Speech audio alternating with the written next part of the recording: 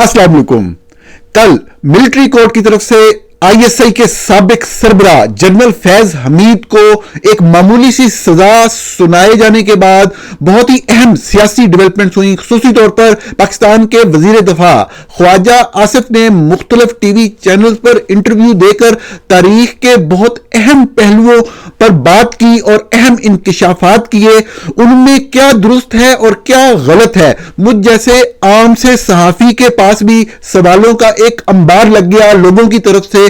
तो आज का इस वीलॉग में जिन जिन मौजूआत पर मुझे बात करनी है उनका जब इंतखाब किया तो वो एक लंबी फहरिस्त बन गई, लेकिन मैं उन तमाम मौजूआत पर बात नहीं करूंगा। 2 वीलॉग्स में ये प्रोग्राम करता हूं। मैं आपको सिर्फ मौजूआत बता देता हूं जिन पर मैं बात करना चाहता हूं लोगों के सवालात की वजह से, लेकिन ये तमाम मौजूआत पे, इनमें से तकरीबन तमाम मौजूआत पे मेरा कमेंट नहीं है, मेरा तज्जिया नहीं है। इन पे मैं बराह रास्त बहुत सारे मामलात में इन्वॉल्व रहा हूं। फर्स्ट हैंड इंफॉर्मेशन है और ये हकाइक और सिर्फ हकाइक हैं। जिन मौजूआत पे बात करना जरूरी है उनमें शामिल है, क्या ख्वाजा आसिफ सच बोल रहे हैं?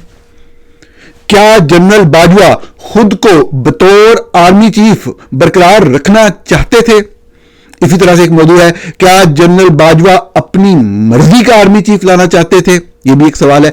क्या जनरल बाजवा फैज हमीद को आर्मी चीफ बनवाना चाहते थे या किसी और को? इसके ऊपर भी ख्वाजा आसिफ ने बड़ी सर्टेनिटी से बात की है। क्या बात की है आपको वो सुनवाएंगे भी सही, लेकिन क्या वो गलत है या दुरुस्त है आपको हकीकी सूरत हाल बताएंगे। इसी तरह क्या जनरल बाजवा इमरान खान को वापस लाना चाहते थे? यह भी ख्वाजा आसिफ साहब ने कहा, हकाइक की रोशनी में बात करेंगे। इसके अलावा जो मौजूआत हैं जो लोगों ने पूछे, क्या जनरल फैज हमीद जनरल आसिम मुनीर को कत्ल करवाना चाहते थे? इसके ऊपर क्या मालूमात क्या हैं आपके साथ शेयर करेंगे। क्या जनरल फैज हमीद नदीम अंजम को कत्ल करवाना चाहते थे? इसके ऊपर भी बात करेंगे। क्या जनरल फैज हमीद का 9 मई से ताल्लुक था? जो 9 मई के वाकयात हुए उससे ताल्लुक था, ये ज़हन में रखिएगा, वो रिटायर हो चुके थे। क्या इसमें हकीकत है? सबूत क्या? हम तजिया करने की बजाय जो खुद फौज ने सबूत पेश किए या खुद जो फौज कह रही है वो आपके सामने रखेंगे। क्या फैज हमीद रिटायरमेंट के बाद भी सियासी सरगर्मियां कर रहे थे 9 मई के अलावा? क्या कोई उनकी पॉलिटिकल सरगर्मियां थी?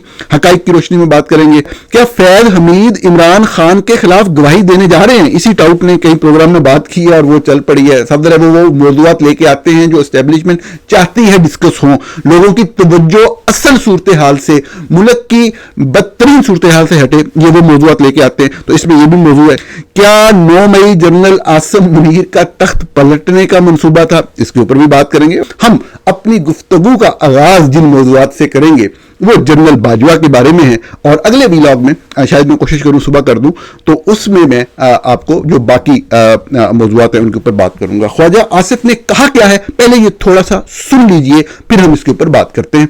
एक बहुत बड़ी जो मैं पहले भी आपके शोज में जो है ना वो इसके ऊपर बात कर चुका हूँ। जो रेजिस्टेंस आई बावजूद इस बात के मेरिट जो है मेंटेन किया जा रहा था हमारी गवर्नमेंट की तरफ से, प्योरली मेरिट, कोई भी जाती तौर पे जो है नहीं जानता था फील्ड मार्शल साहब को, आसिम मुनीर साहब को, लेकिन एक मेरिट को मेंटेन करने की कोशिश की जा रही थी। और माजी में किसी स्टेज के ऊपर जो है ये सिविलियन गवर्नमेंट की इस अथॉरिटी को फौज ने चैलेंज नहीं किया, चाहे वो किसी भी कियानी साहब की या मुशर्रफ साहब सी या उससे पहले या उसके बाद जो है रहील साहब की सारी प्योरली सिविलियन अथॉरिटी जो है एक्सरसाइज हुई। लेकिन इसमें जो है जनरल बाजवा ने इंतहाई रेजिस्ट किया। आप इमेजिन नहीं कर सकते कि 8-9 दिन जो है मैं और स्पीकर पंजाब असेंबली जो मौजूद हैं हम उनके पास जाते रहे। जिस किस्म की रेजिस्टेंस और जिस किस्म की उन्होंने धमकियां हमें दी कि मैं टेक ओवर कर लूंगा, फिर ये भी कहा कि मुझे पार्शली जो है वो रख लें और एक्सटेंशन दे दें, मैं आपको सेटअप करके दूंगा। ये कभी लालच कभी धमकी, स्टेक एंड कैरेट पॉलिसी जो है उन्होंने अपनाई रखी। तो ये सारी की सारी एक्चुअली जो इमरान खान का जो एक प्रोजेक्ट जो फेल हुआ था, इमरान खान को जो इन्होंने लॉन्च किया था, मियां नवाज शरीफ को एक कुक्ड अप केसेस में जो है वर्डिक्ट उनके खिलाफ بات لائی گئی. یعنی کبھی پاکستان کی تاریخ میں یا دنیا کی تاریخ میں یہ کبھی ہوا ہے کہ کیس سپریم کورٹ میں چلے اور وہیں سے ان کو سزا ہو جائے؟ نیچے والی یہ سارا کا سارا جو مینج ہوا، اب جنرل فیض حمید ماضی میں بھی کہہ چکے ہیں کہ میں تو میجر جنرل تھا اس وقت، اور میجر جنرل بغیر کیا ادارے کی پالیسی کے کچھ کر سکتا ہے، تو جنرل باجوہ کے بغیر تو نہیں کر سکتے تھے. تو اگر معاملہ صرف 9 مئی اور عمران اس قسم کی روایت جنرل باجوہ نے ڈالنے کی کوشش کی، پہلے تو انہوں نے کوشش کی کہ فیض ہی جو ہے آرمی چیف بن جائے، پھر اور ناموں کے اوپر. جی آپ نے سنا خواجہ آصف نے بہت بڑی بڑی سٹیٹمنٹس دی ہیں جن میں سے زیادہ تر بالکل درست ہیں. صرف ایک دو باتیں انہوں نے سیاسی طور پہ اپنا غصہ یا بغض نکالنے کے لیے کی ہیں. خواجہ آصف سینئر سیاستدان ہے، اچھی بری چیزیں ہر کوئی کرتا ہے، اور خواجہ صاحب کا کیریئر بھی اسی طرح سے ہے. ایک سیاسی کارکن کے طور پہ، ایک سیاسی رہنما کے طور پہ ہمیشہ ان کا احترام کیا، لیکن افسوس اس بات پہ ہوا کہ اپنی عمر کے اس آخری حصے میں آ کے انہوں نے ایک ایسا فیصلہ کیا جس کے اوپر اعتراض نہیں، وہ ان کی ذاتی مرضی ہے کہ وہ فوج کے ساتھ مل کر یہ سارا معاملہ چلانا چاہتے ہیں، لیکن انہوں نے اٹیک کیے، انہوں نے ذاتیات پہ حملے کیے ان لوگوں کے جنہوں نے اپنی پوری زندگی آئین اور قانون کی سربلندی کے لیے اور سچ بولنے کے لیے گزاری. خصوصاً جب مطیع اللہ جان کے ساتھ واقعہ ہوا، اغوا کیا گیا، انہوں نے ان کے بارے میں جو باتیں کہیں وہ کہیں نہیں جا سکتی کیمرے کے اوپر. اور میرے جیسا بندہ کبھی بھی خواجہ آصف سے 100 بار اختلاف کرے وہ ان سے توقع نہیں کرتا، موضوع کو بدلتے نہیں، اسی موضوع پہ رہتے. خواجہ آصف نے اب جو کہا اس میں جو وہ جنرل باجوہ کے بارے میں اپنی اور ملک محمد احمد جو کہ پنجاب اسمبلی کے اسپیکر ہیں موجودہ، ان کے ساتھ جا کر جب وہ جنرل باجوہ سے ملتے تھے، یہ بات ہے اکتوبر اور نومبر 2022 کی، تو اس وقت ان کی جو گفت و شنید ہوتی تھی اور جنرل باجوہ جو بات کہتے تھے کرتے تھے، اس حوالے سے انہوں نے انکشافات کیے ہیں. یہ بہت ہی اہم انکشافات ہیں. میں ان انکشافات سے براہ راست کسی نہ کسی حوالے سے جانتا تھا ان چیزوں کو، یہ ڈیولپمنٹس ہو رہی ہیں. اور یہ بات درست ہے کہ جنرل باجوہ جو ہے ان کے ذہن میں دو طرح کی چیزیں تھیں. ایک چیز تو یہ تھی کہ وہ سمجھتے تھے کہ اسی وقت ایک نئے آرمی چیف کا آنا جو ہے وہ معاملات کو خراب کر دے گا، کیونکہ انہوں نے ایک مکمل فارمولے کے تحت، ایک مکمل ارینجمنٹ کے تحت جو ہے وہ ایک حکومت کو گھر بھیجا تھا اور ایک دوسری حکومت کو وہ لے کے آئے تھے. اور وہ یہ چاہتے تھے کہ جو آئندہ الیکشن وغیرہ ہونا ہے اور جو ٹرانزیشن آف پاور ہونی ہے وہ انہی کے ہاتھ سے ہو جائے. اور کہنے کو وہ یہ نہیں کہہ رہے تھے ایک اور ٹرم کی ایکسٹینشن دے دیں، ان کا یہ تھا کہ مجھے کچھ سال ایک یا کچھ عرصے کے لیے ایکسٹینشن مل جائے، پھر آپ آگے آرمی چیف جو ہے وہ تعینات کر لیجئے گا. جب سیاسی طرف سے یہ کہا گیا، یہ دیکھتے ہوئے صاحب ظاہر شریف فیملی اس چیز کو سمجھتی ہے کہ فوج ذرا تھوڑی سی ویک وکٹ پہ ہے تو سٹینڈ لیا جا سکتا ہے، تو انہوں نے ان سے کہا کہ نہیں، ہم جو ہے وہ آرمی چیف اپوائنٹ کرنا چاہتے ہیں. ساری پولیٹیکل لیڈرشپ کا یہی فیصلہ ہے. اور اس حوالے سے باجوہ جو ہے وہ اپنی بات کے اوپر اڑے رہے، ڈٹے رہے کہ نہیں، آپ مجھے ہی جو ہے وہ کسی بھی حوالے سے کوئی صورتحال کریٹ کریں، اور میں رہنا نہیں چاہتا، میں کچھ عرصہ جو ہے وہ اس معاملے کو آگے دیکھنا چاہتا ہوں. صاحب ذرا جب ایک دفعہ حکومت آ جاتی تو وہ دوبارہ سے اپنی توسیع کی بات کرتے. اب اس صورتحال کے اندر جو ہے جب ان کو لگا کہ شاید مشکل ہو تو انہوں نے صرف ایک آپشن اور رکھی، اور وہ یہ تھی کہ ان کی مرضی کا آرمی چیف آئے. اور ابھی جو خواجہ آصف صاحب نے یہ باتیں کی ہیں بالکل درست ہیں. اس کے اندر انہوں نے کہا جی کہ وہ فیض حمید کو آرمی چیف لانا چاہتے تھے. یہ بات بالکل غلط ہے، بے بنیاد ہے. اور فیض حمید اس وقت تک جو ہے جنرل باجوہ کے جو بالکل کلوز لوگ تھے، جو ہمیشہ سے فیض حمید رہے، وہ اس وقت یہ جو ہم نومبر 2022 میں پہنچ گئے ہیں، بہت سارا پانی پلوں کے نیچے سے گزر چکا تھا، بہت سی ہیپننگ ہو چکی تھی، اور جنرل باجوہ اس حقیقت کو پا چکے تھے کہ اب فیض حمید جو ہے وہ آرمی چیف نہیں بن سکتے، کیونکہ وہ بہت کنٹروورشل ہو چکے ہیں. باوجود اس کے کہ جنرل فیض حمید نے ایک تعلق بھی بنایا، کلوزنس بھی پیدا کی نون لیگ کے ساتھ، ڈیل بھی کی، ان کو بہت بڑی بڑی ریلیکسیشنز بھی دی، ان کو ہر طرح سے فیسیلیٹیٹ کیا. لیکن نون لیگ چونکہ بہت دفعہ ڈسی ہوئی تھی، اس کے اوپر تفصیل سے بات فیض حمید والے پورشن میں ہی کریں گے. ابھی میں جنرل باجوہ کے حوالے پہ موجود رکھتا ہوں تاکہ آپ کا وہ جو فوکس ہے وہ نہ ہٹے. تو اس میں جو باجوہ صاحب ہیں ان کا یہ تھا کہ اگر آرمی چیف آنا بھی ہے تو وہ جنرل ساحر شمشاد مرزا کو آرمی چیف لانا چاہتے تھے. اس کی وجہ ایک یہ بھی تھی، شاید ان کی کوئی بہت مخاصمت نہ ہو عاصم منیر سے، عاصم منیر کا علیحدہ سے एक राब्ता जो है वो through different channel, through his मामू सैयद बाबर अली शाह, थ्रू हिज बड़ी फैमिली मेंबर जो मोहसिन नकवी हैं, वो लंदन में बैठे नवाज शरीफ के साथ था, मामला तय पा चुके हुए थे। जो जनरल बाजवा हैं वो इसलिए भी चाहते थे कि जनरल आसिम मुनीर जो है ये ना बने, क्योंकि ये 26 नवंबर को रिटायर हो रहे थे उनकी दी हुई प्रमोशन के मुताबिक। जो भी मामलात 2018 में हुए थे तो वो 4 साल का एक मुद्दत पूरी करके ये रिटायर हो रहे थे, तो उनको अगर वो उनको करते तो वो तो साफ ज़रा उनके अपने फैसले के मुताबिक कि इसने रिटायर हो जाना है, वो उसके खिलाफ जाता, या कोई और वजूहात हो। मतलब मैं तमाम फैक्ट्स को नहीं जानता, जो जानता हूं सिर्फ वो आपके सामने बयान कर रहा हूं। तो उसमें वो आसिम मुनीर को नहीं, साहिर शमशाद मिर्जा को आर्मी चीफ बनवाना चाहते थे, और उसमें जनरल फैज हमीद का उन्होंने बात नहीं की। ये बात क्यों कर रहे हैं ख्वाजा आसिफ जो है, मेरे ख्याल में, अब ये मेरा ख्याल है, ये इंफॉर्मेशन नहीं है, अब मैं साफ ज़रा उनके दिल में घुस के तो नहीं देख सकता वो क्यों कर रहे हैं। यकीनी तौर पे अब उनको पता है एक बंदा फिक्स हो रहा है, एक बंदा जो है वो उसको हमने पॉलिटिकल अपोनेंट वो डिक्लेयर कर दिया, तो अब उसके ऊपर जो मर्जी इल्जाम लगाना लगाएं। लेकिन ख्वाजा आसिफ ने ये बात सच बोली है कि जो फैज हमीद हैं वो नून लीग को फैसिलिटेट कर रहे थे, नून लीग के साथ थे, नून लीग को हर तरह से वो अप्रोच करके खुद आर्मी चीफ बनने की कोशिश कर रहे थे, और क्योंकि उन्होंने नून लीग को बहुत ज़्यादा फेवर्स दी थी। ये सच बोला है ख्वाजा आसिफ ने, ये इस बात को अप्रिशिएट किया जाना चाहिए। खैर, अब बात ये है कि ये जो बातें की कल के दिन ख्वाजा आसिफ ने, ये तरीकी हकाइक हैं।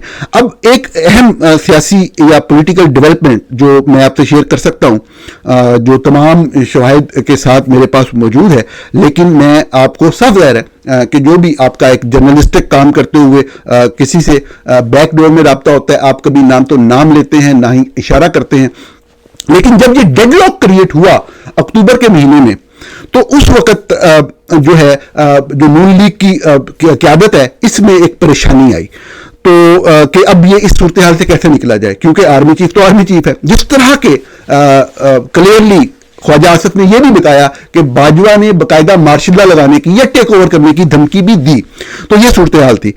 इसमें मेरे साथ रब्ता किया गया नून लीग के एक बहुत ही अहम रहनुमा की तरफ से। मैं इससे फर्दर इशारा नहीं दे सकता, सिर्फ प्रोफेशनल मजबूरी की वजह से, और कोई वजह नहीं।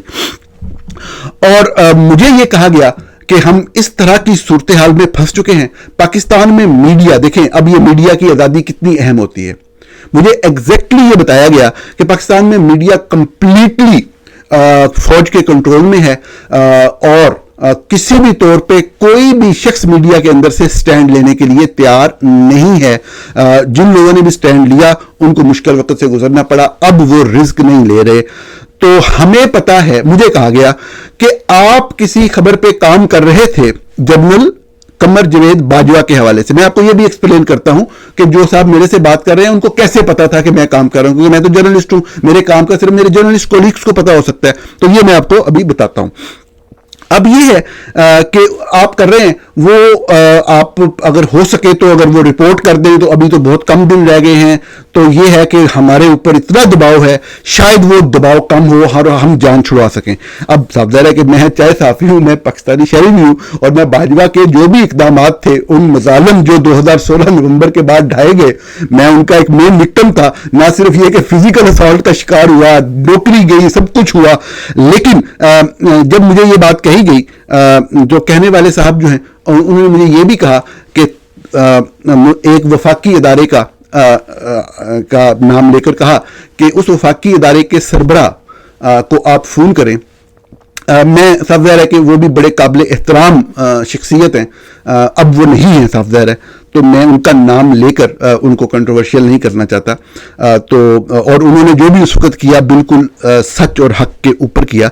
तो मुझे कहा गया कि जब मुझे कहा गया कि आप बस जो खबर कर रहे थे, आप अगर वो मुकम्मल है तो कर दे, मैं कहा नहीं, मैं अभी तो थोड़ा सा उसमें काम और करना चाहता था, लेकिन मैं बीमार हो गया। मैं दरअसल 2021 और 2022 में बहुत ज़्यादा बीमार रहा मुख्तलिफ हवालों से, तो इस वजह से मैं ये मुकम्मल नहीं कर पा रहा था।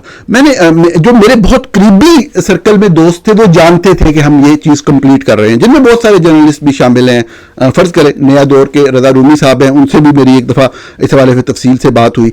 मेरे काम करने का तरीक़ाकार अमूमी तौर पर ये होता है, साफ ज़रा मैं कोई, हमारे पास फैक्ट फोकस में कोई बहुत बड़ी ऑर्गेनाइजेशन नहीं थी, पाकिस्तान से 8-9 सहाफ़ी थे ورکنگ جرنلسٹ تھے, جو سب کے سب جو ہے وہ جب یہ پروجیکٹ چل رہا تھا اس کے تحت میڈیا ہاؤسز سے فارغ ہوئے, تو ہم نے مل کے سب طرح کہ میرا انیشیٹو تھا, مینلی جو لیڈ رول تھا میرا تھا, اور چند لوگوں نے مل کے یہ انیشیٹو لیا تھا. ہمارے پاس ریسورسز تو نہیں تھے اس طریقے سے, تو اس کا طریقہ کار یہاں پہ بھی اور اس سے پہلے بھی جب میں پاکستان میں ایک میڈیا ہاؤس کے لیے کام کرتا تھا تو یہی ہوتا تھا کہ اس میں جب بھی آپ کام کر رہے ہوتے ہیں تو آپ کو آن گراؤنڈ مختلف لوگوں کی مدد کی ضرورت پڑتی ہے, تو آپ جن لوگوں پہ اعتماد کرتے ہیں ان سے آپ مدد لے سکتے ہیں, ایسا اس میں کوئی ایسی بات نہیں ہوتی. اور عمومی طور پہ مطلب یہ بات آپ میں سے بہت سے لوگوں کو بری لگے, لیکن یہ فیکچوئل حقیقت بات ہے, میں آپ کے سامنے رکھ رہا ہوں, اس میں کوئی بھی پروفیشنلی میں سمجھتا ہوں کوئی غلط بات نہیں ہے کہ آپ ایک پی ٹی آئی کے کسی لیڈر کے خلاف سٹوری کر رہے ہیں, فرض کریں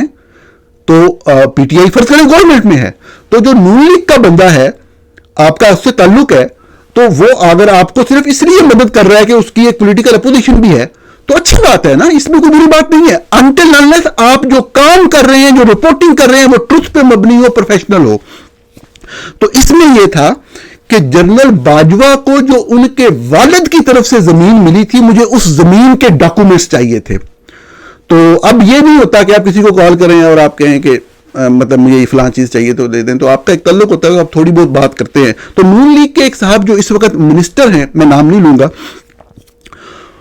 اور وہ اس علاقے سے بلونگ کرتے تھے جہاں پہ ان کی آپ کہہ لیں کہ جنرل قمر جاوید باجوہ کے والد جو اس وقت فوت ہو چکے تھے, ان کی زمین تھی جو بعد میں ان کے نام پہ ٹرانسفر ہوئی, یہ بعد میں شاید باجوہ صاحب نے بیچ دی, قمر باجوہ صاحب نے.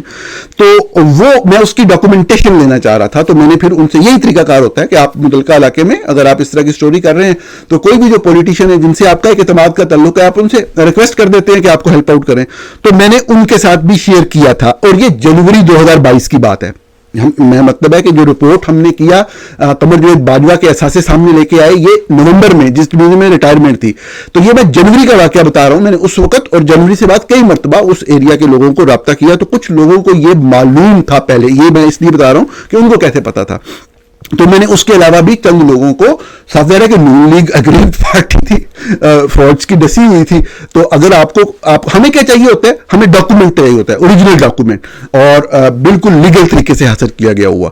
تو یہ ایک ریکوائرمنٹ کی وجہ سے مجھے کچھ لوگوں کو ریکویسٹ کرنی پڑی, تو اس لیے وہ لوگ جانتے تھے. اب جب وہ پھنس گئے تو وہ آئے میرے پاس. اب میں تو امریکہ میں رہا تھا اور میں بیمار تھا, میں اس وجہ سے بیماری کی وجہ سے ہی میں یہ اسٹوری نہیں کر پا رہا تھا, 1.5-2 سال سے پینڈنگ تھی. خیر چھوٹے چھوٹے پوائنٹس پہ کچھ پہ کام رہ گیا تھا, اور خصوصاً ان کے بیٹوں کی جو جائیدادیں تھیں, ان کے جو اثاثے تھے قمر جاوید باجوہ کے, وہ ملنے میں پرابلم آ رہی تھی. تو مجھے کہا گیا کہ جی آپ فلاں جو وفاقی ادارہ ہے اس کا سربراہ جو ہے ان سے آپ بات کریں, وہ آپ کی کال کا ویٹ کر رہے ہیں, اور وہ آپ کو جو میاں مٹھو ہیں جو کہ جنرل قمر جاوید باجوہ کے سمدھی تھے, ان کے کوئی قبضوں کی کہانی بہت لمبی, اور انہوں نے جو فگر دیا وہ کوئی ٹریلین میں تھا, مطلب کھربوں میں, مطلب کہ وہ تھا, اور وہ زمین پہ جو انہوں نے کیا ہے فلاں ہاؤسنگ سوسائٹی اور فلاں یہ, تو وہ آپ کو اس کے بارے میں ڈیٹیل انفارمیشن دیں گے. تو خیر مجھے جب پتہ لگا تو صحافی کو کوئی بھی خبر بتائے آپ نے کوشش کرنا, فالو کرنا ہوتا ہے, اور آپ نے دیکھنا ہوتا ہے کہ کتنی بات ثابت ہو رہی ہے, کتنی سچ ہے, کتنی جھوٹ ہے, پھر آپ اس کے اوپر کام کرتے ہیں.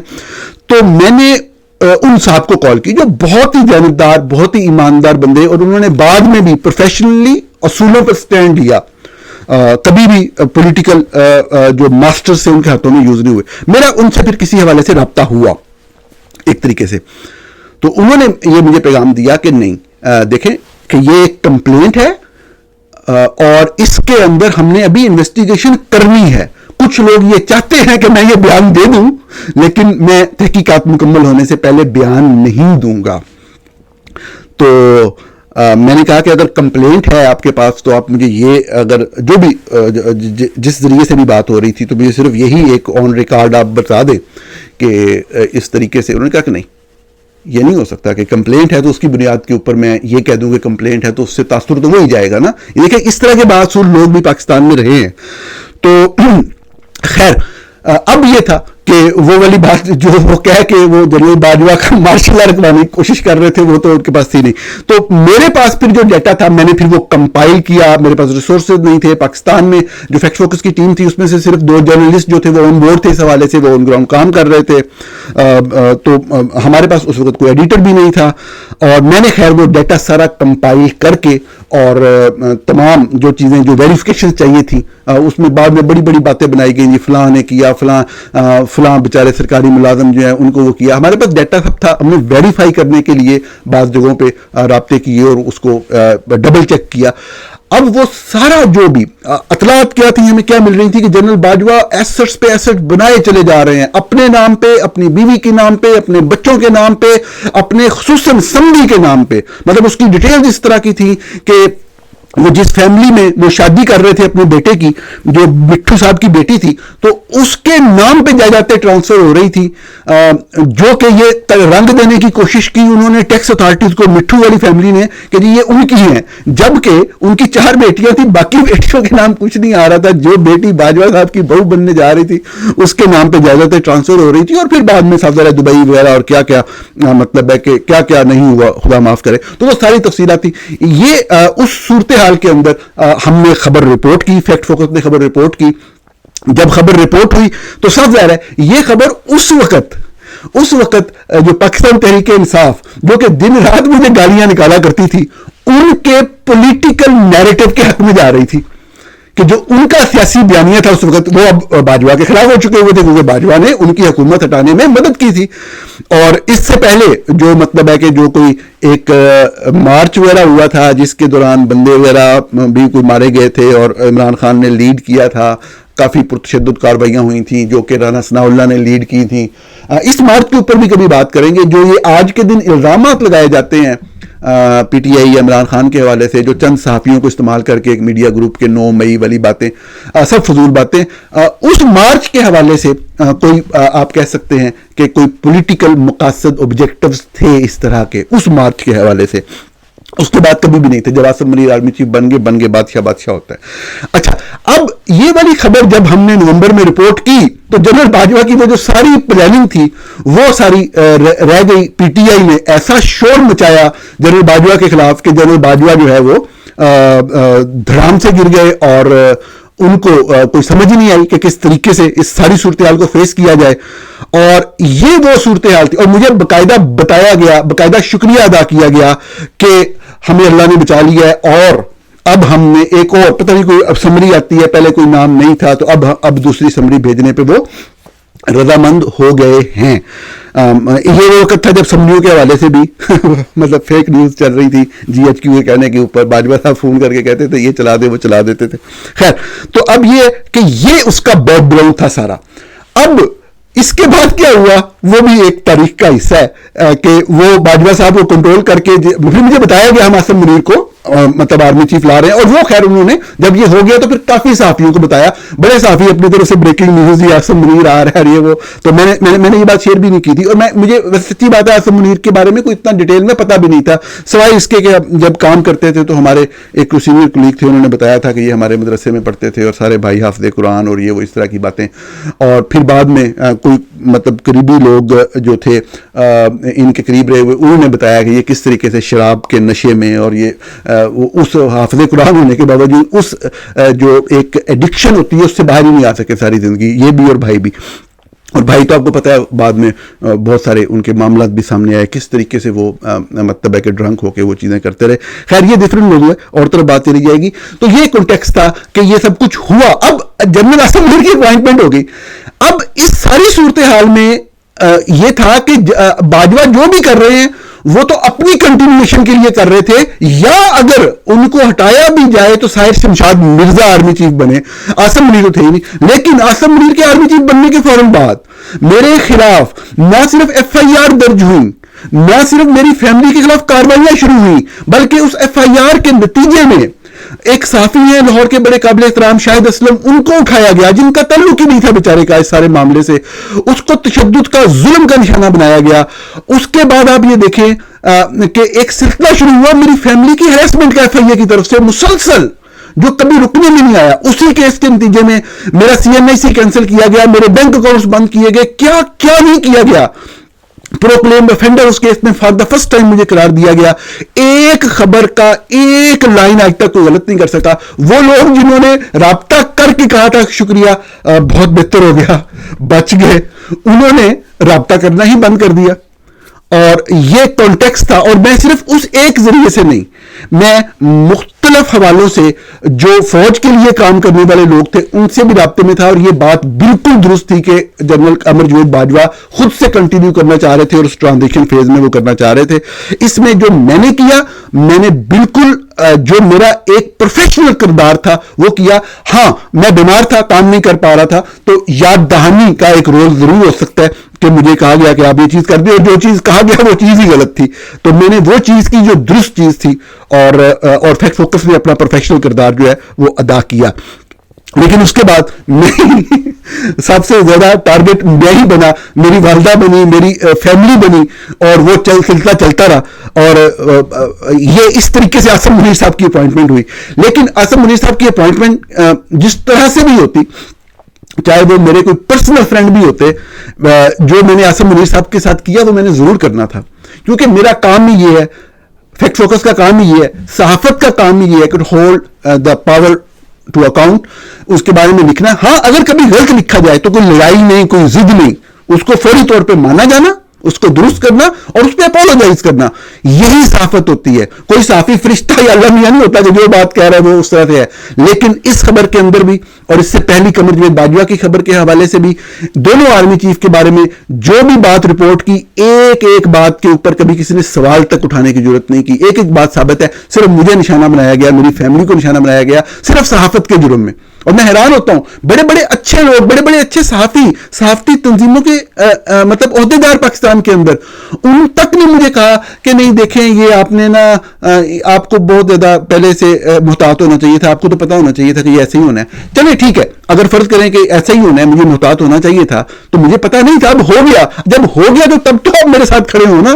تو انہوں نے وہ بھی ڈر کے اپنی سائڈ پہ, اور صرف وہ ایک صحافتی تنظیموں کے دفاع کے لیے, اور وہ ایک قلم اٹھا کے اپنا کام جاری رکھے ہوئے. بہت اہم موضوعات ہیں فیض حمید کے حوالے سے, 9 مئی کے حوالے سے, کیا کردار تھا کیا نہیں تھا, میں براہ راست وٹنس ہوں بہت ساری چیزوں کا, لیکن یہ اگلے ویڈیو میں ڈسکس کریں گے.